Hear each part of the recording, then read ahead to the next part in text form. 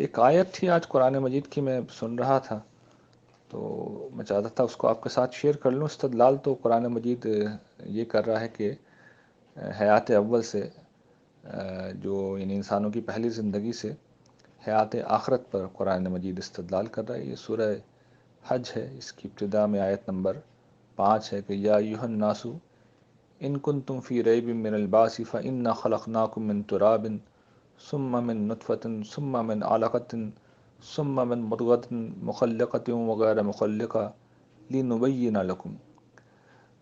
آیت میں اللہ تعالیٰ یہ کہہ رہے ہیں کہ انسانوں، اگر تمہیں دوبارہ زندہ جی اٹھنے میں کوئی شک ہے تو غور کرو کہ ہم نے تمہیں مٹی سے پیدا کیا، پھر نطفے سے پیدا کیا، پھر تمہیں خون کے لوتھڑے سے، اور پھر گوشت کی بوٹی سے جو پوری بھی ہوتی ہے اور پوری نہیں بھی ہوتی، ادھوری بھی رہ جاتی ہے، ان سب سے پیدا کیا۔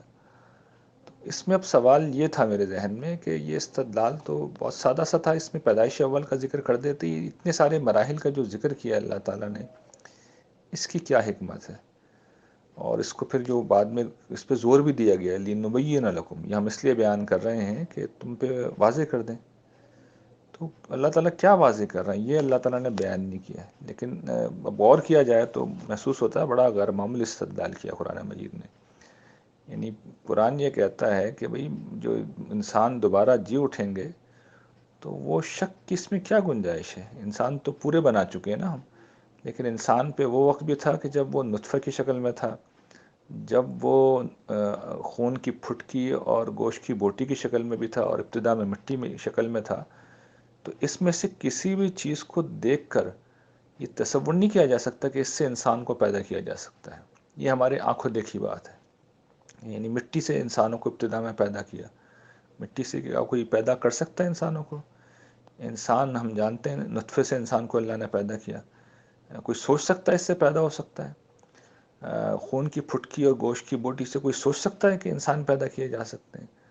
تو ان میں سے کسی چیز سے انسان پیدا نہیں کیے جا سکتے۔ اور یہ بات اصل میں سمجھنے کی ہے کہ جب خون کی بوٹی انسان یعنی گوشت کی بوٹی جس وقت انسان بن جاتا ہے تقریباً گریپ کے سائز کا، اس کے بعد سے پھر انسان مکمل ہوتا چلا جاتا ہے، یعنی پھر کوئی چینج نہیں آتا، پھر وہ انسانی اعضا نمودار ہوتے چلے جاتے ہیں۔ اس لیے قرآن نے کہا مخلقۃ غیر مخلقۃ، یعنی بعض اوقات یہیں پہ پورا پروسیس بھی ہو جاتا ہے، بعض اوقات اللہ تعالیٰ یہ پروسیس انکمپلیٹ بھی چھوڑ دیتے ہیں تاکہ انسانوں کو معلوم ہو کہ یہ کتنا مشکل کام ہے۔ خدا اگر اپنی قدرت کو ہٹا لے تو آخری مرحلے پہ بھی لا کر اگر وہ چھوڑ دے تو انسان وہ بھی نہیں بنا سکتا، جبکہ خدا وہ ہے جو بالکل دوسری شکل سے اس شکل میں لے کے آ رہا ہے۔